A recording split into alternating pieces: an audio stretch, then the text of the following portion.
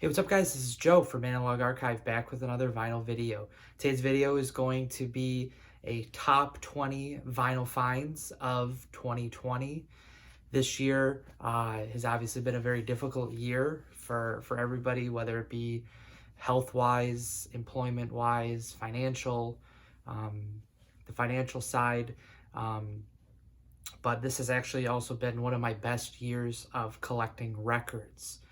Through the closure, the first few months as a teacher, I was working from home, doing virtual instruction.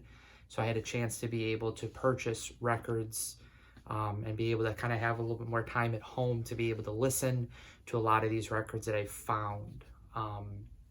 When the record stores that are kind of my hometown stores opened back up in June, I was able to kind of get out there a few times, especially over the summer. I was able to get out quite a few times and be able to look and find really a lot of great stuff. Some of the records that I'm going to show, actually a bulk of the records that I'm going to show are ones that have been shown before in the last maybe 6 to 8 months. But there's also going to be quite a few records that are new that I actually just got, that I will be making a video probably sometime maybe next week, showing off some of my most recent finds. So this list is going to be the top 20. There really isn't an order to them. These are really just the best 20 that I've kind of been able to find this year. And a lot of them are because they really are great records. The music is great, the pressings are great, and other ones are just more like sentimental ones that really take me back to different times throughout this year that have really made me remember kind of that, and it's been a real memorable moment. So we'll get started with that. The first one of the ones most recent find, Jazz Messengers live at the Cafe Bohemia Volume 2. This is on, this is the kind of the second volume. Obviously the jacket's not in super great condition. I was able to kind of fix the seams, so it actually is in pretty decent condition in terms of the kind of the jacket itself. Oops. And this has got a great lineup real early on. This is Blue Note 1508. This is only the 9th album that came out, and the 12-inch, kind of when 12-inch started for Blue Note. This is 1955 was when it was released. This is a like 1960 copy that's on. It's got 47 West 63rd NYC on the A side, and then the B side is the New York 23 label that was very short-lived in like 58 to like maybe early 59. But a really great record. I'm excited to be able to get in, to kind of dive into this one. Found this one at the Bob Shop on the wall over this kind of Christmas break. So I'm really glad to be able to find that. This is another one, most recent find, Birth of the Cool, Miles Davis. This is original mono on that blue Capitol label, really highlighting Miles as he was really starting out, really branching out of getting away from like Dizzy Gillespie, Charlie Parker in the late 40s. I believe this was kind of not a compilation, but it had songs, I guess, that were from earlier sessions. This was recorded probably late 40s, I would say. Yeah, January 1949, April 1949, and then March 1950. So from 49 and 50, very early kind of look at Miles Davis. So really glad to get that one and be able to kind of dive into that one as well. The next one is one that I had found last month, and is one of the better records that I found this year in terms of just the music itself. The sound quality is phenomenal, and is one of the best records that I really heard this year, and it's Freddie Hubbard live at the North Sea Jazz Festival the Haug in Holland in 1980. I've talked about this before, is Pablo Live. Anything that you see on Pablo, the records are going to be phenomenal. The way that they were pressed, the recordings themselves were amazing, especially for this time when things started to go a little bit more digital. As you kind of move into the 80s, this was a great one. So really glad to have gotten that one this year as well. Next one was one that was on my want list kind of from the beginning of the year. I was able to find this last month right before Thanksgiving. Undercurrent, Kenny Drew, 4000, Blue Note 4059. This is the Music Matters 2014 pressing. I was able to get these. This record did have pressings, obviously the originals in the 60s, also had Japanese 70s and 80s. But was really glad to be able to pick up this great Music Matters pressing. Sounds amazing. So a great find as well.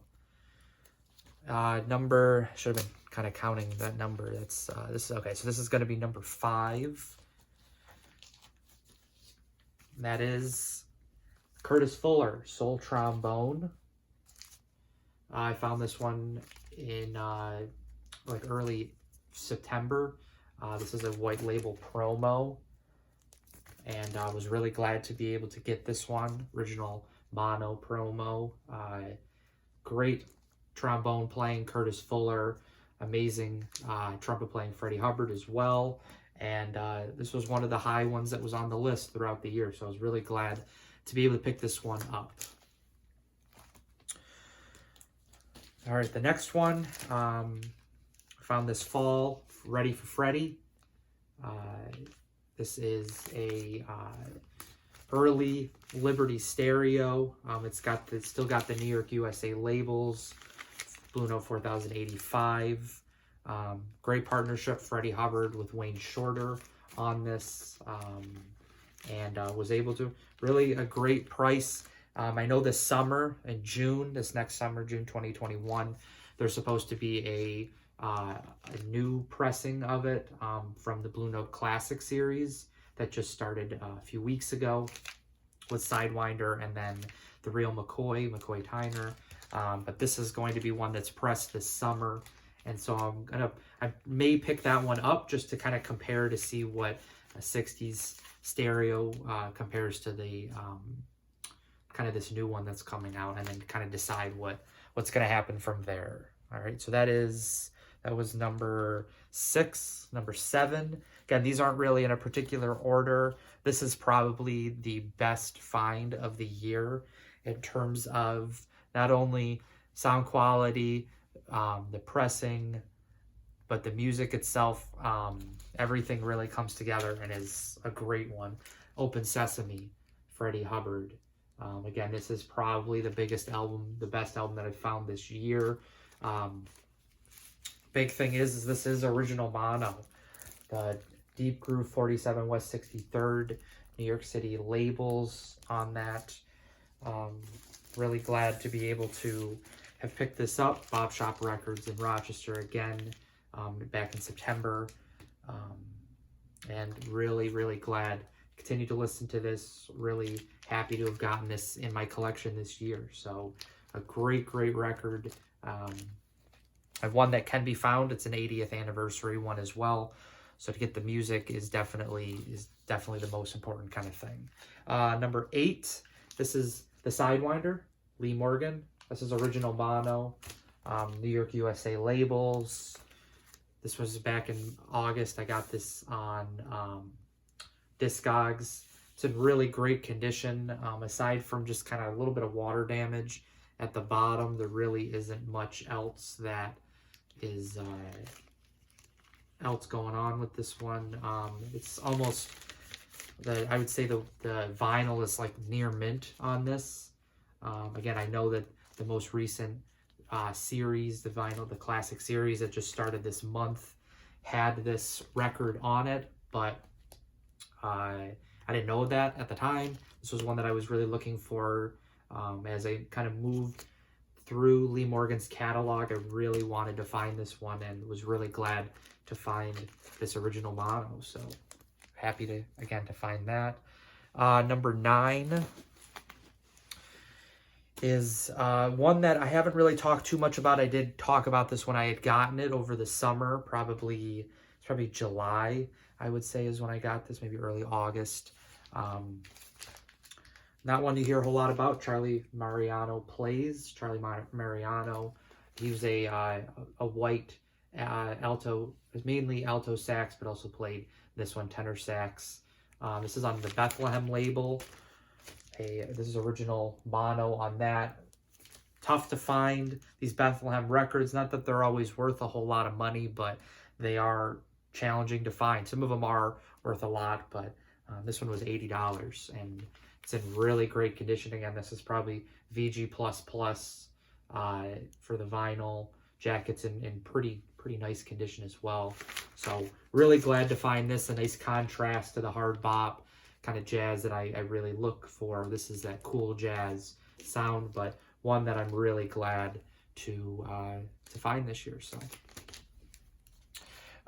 number 10, if you just watched my most recent video that I just actually had put up today, this is my second video I'm filming today, part of the Blue Note 4100 series of the Blue Note 4000 project series. I reviewed this one, Little Johnny C, Johnny Coles 4144. Really great album. Again, this contrasts a lot of the hard bop jazz that was played at the time. The albums that were recorded. All really great lineup. Johnny Coles being a new player on the scene at Blue Note. This is his first album as a leader. Leo Wright, great alto sax, plays the flute on this one as well. Joe Henderson, kind of up and coming. He had a few records up to this point, but as he kind of continues to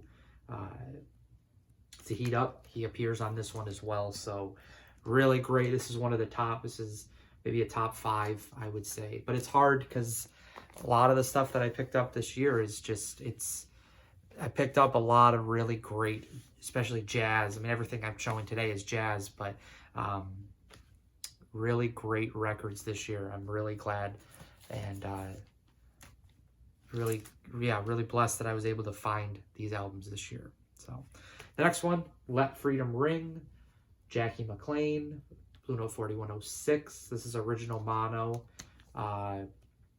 and found this one back in June, right when the record stores had kind of opened back up here in New York. I was able to find this one, and really glad. This is probably my favorite Jackie McLean record. Another one I'm showing is in the top 3 as well. His playing on this is unbelievable. I think at this time, he was probably the best alto sax player, especially in the Blue Note record label. But he just is on fire on this, experimenting and a little bit more into the avant-garde on this one, but always comes back to that hard bop roots that he has, and this one is unbelievable. Check this out if you've not done so already. This is an amazing record.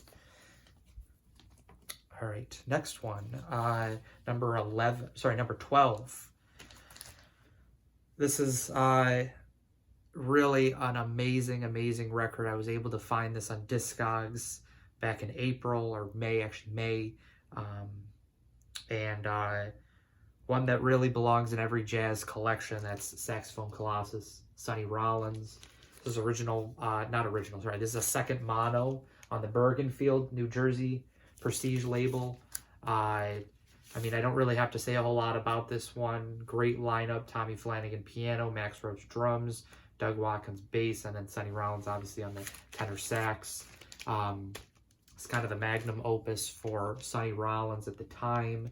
He was heating up. He was starting to appear more on more and more sessions, and was really glad to be able to find this this pressing. This one was widely available.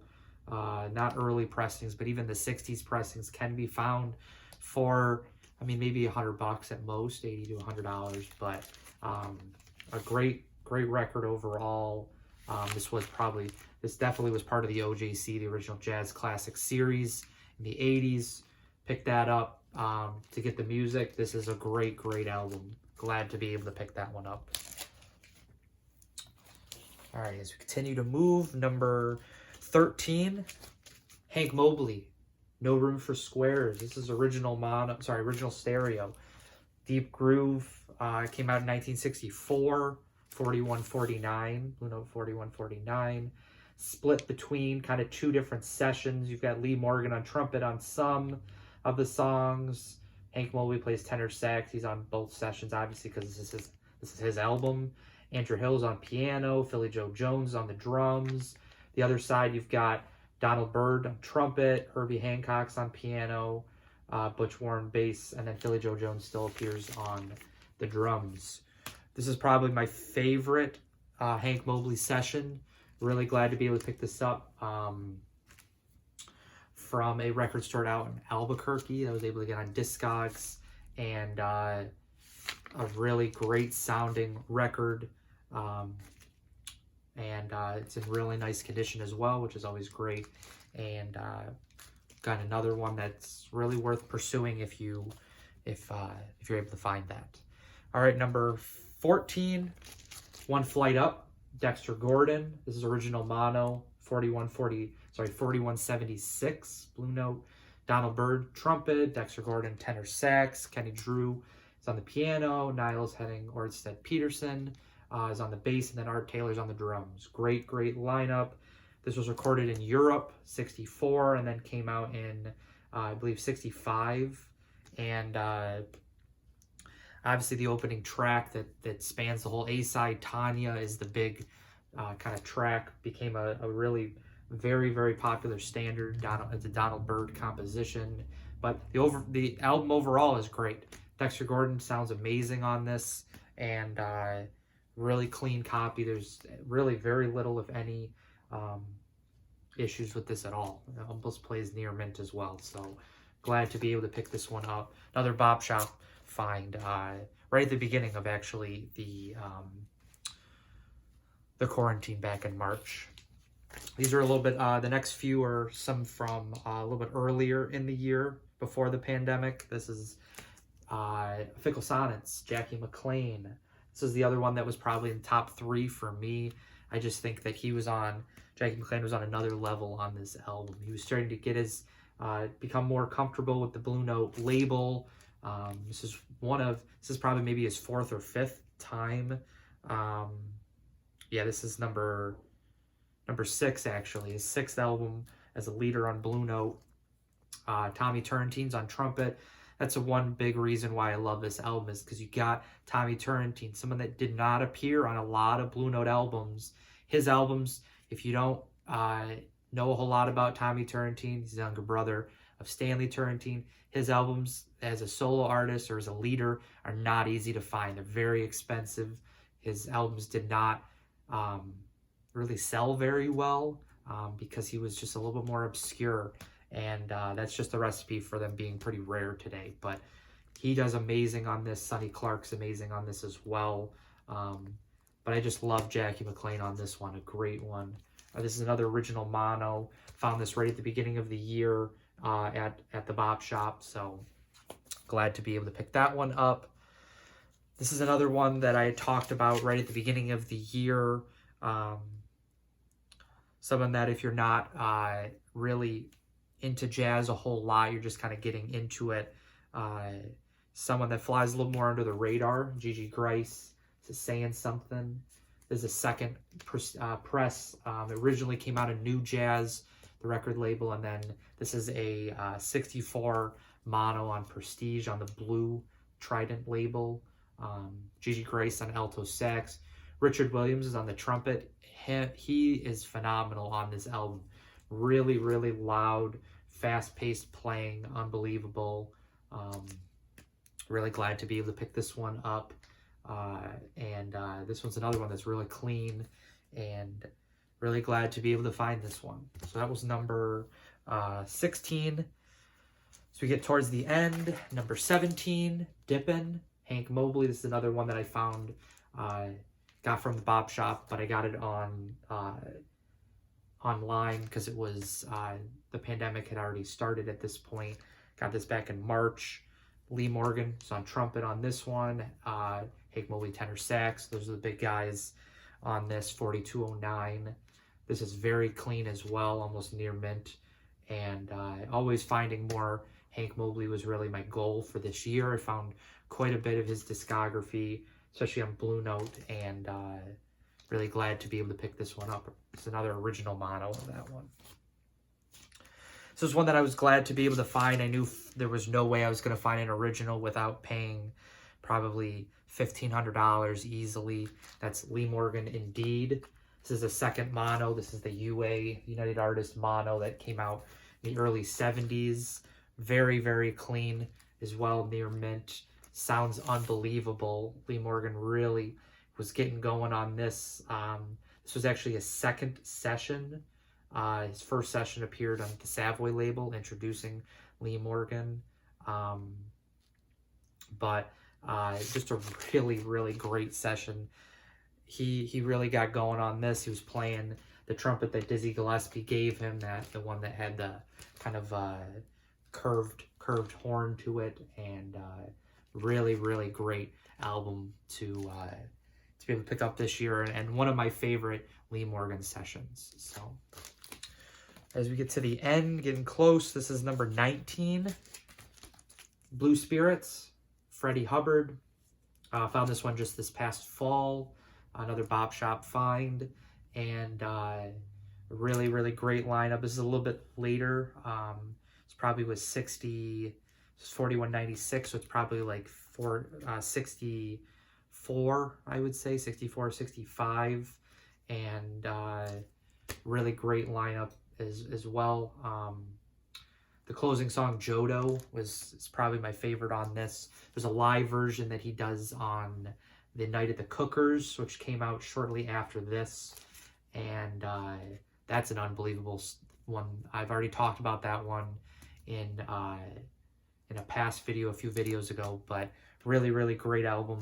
And this one, you get Hank Mobley on a few of the tracks. 3 of the 5 tracks have Hank Mobley on it as well. This is a Liberty stereo, very, very clean as well, and really glad to be able to pick this up. So a lot of real Freddie Hubbard albums this year, and just kind of putting together his discography. He really became my favorite jazz musician this year, but it was hard to pick from kind of other guys, and it was really difficult to omit some and kind of pick others. These are just ones that I really gravitated very heavily towards this year, and ones that I'm really glad to have in my collection. And then number 20, this is another one that I think this is probably up there with No Room for Squares as my favorite Hank Mobley session, and that's Hank Mobley Quintet, Blue Note 1550. So this is a very early Hank Mobley session. This probably was 56. This probably came out. Yeah, probably 56, maybe 57. Art Farmers on trumpet, great lineup between them. But it's really Hank Mobley that steals the show on this. And really glad to be able to pick this up. This is another one of those UA Mono 72s, just like the Indeed Lee Morgan album. Those are great pressings. I have another one that I'm going to be showing as a recent find that I got this past week. Definitely go that direction for the 1500 Blue Notes. Those are going to be the best that you're going to get from in a mono standpoint, other than an original. You may be able to find some of them as part of like the classic records, or potentially a Music Matters, but a lot of these, the best direction to go is those 72 UA monos, and that's what I did for this one. A great one, very clean as well. This is actually from the same seller that I got the Saxophone Colossus. So really glad to be able to kind of pick that up. There were 2 records that were that didn't quite make the cut, just in terms of, both of them were amazing records that I found this year, but they just didn't quite make that top 20 for me. Empyrean Isles, Herbie Hancock. That's a great, great album between Herbie and Freddie Hubbard, and just really great overall. I really enjoyed getting that in the last few months, but again, it didn't quite make the cut. And then the other one was Work Time, Sonny Rollins. That one came out right before Saxophone Colossus. It's still on the Prestige label. That actually is an original model that I have of that, but it just, again, like I said, there were a few that were just above that, and so just didn't quite make the cut. But overall, it was a great year. It was hard for me to kind of pick out just these top 20. I think I calculated that I've gotten about like 130 jazz records this year. For some, that may not have been a lot, but I don't really have a very large collection. I've only been collecting for a few years, just a little over 3 years, and just being able to kind of continue to grow my jazz collection, that becoming really my main interest in terms of collecting this year. Just being able to kind of show and find these amazing jazz records this year. I hope 2021 will be another great year for finding jazz, and so yeah, that's kind of it for this video. If you liked what you saw, please like and subscribe, and kind of put some comments down in the comments section. Let me know what maybe some of your best finds were for the year, along with some that you liked that I was able to find this year. Again, this was a really great year for me. A lot of people that I've actually seen videos on or I've talked to have kind of said the same thing, that through this pandemic, even though it's been obviously been a very stressful and very kind of scary time, that we've been able to kind of come together in the music community through the records that we've found through these YouTube videos. That's definitely helped me to be able to kind of get through this pandemic that we're kind of continuing to deal with, and being able to find these records this year has really helped me to kind of get through it. So I think that'll be it for this video. I don't think there'll be any more videos for me this year, but probably next week I'll be coming back with another video, recent finds, along with if there's going to be the Vinyl Tag 2021 video. They'll be jumping on that as well. So again, if you liked what you saw, please think about liking and subscribing, and I will see you in the next vinyl video. Bye.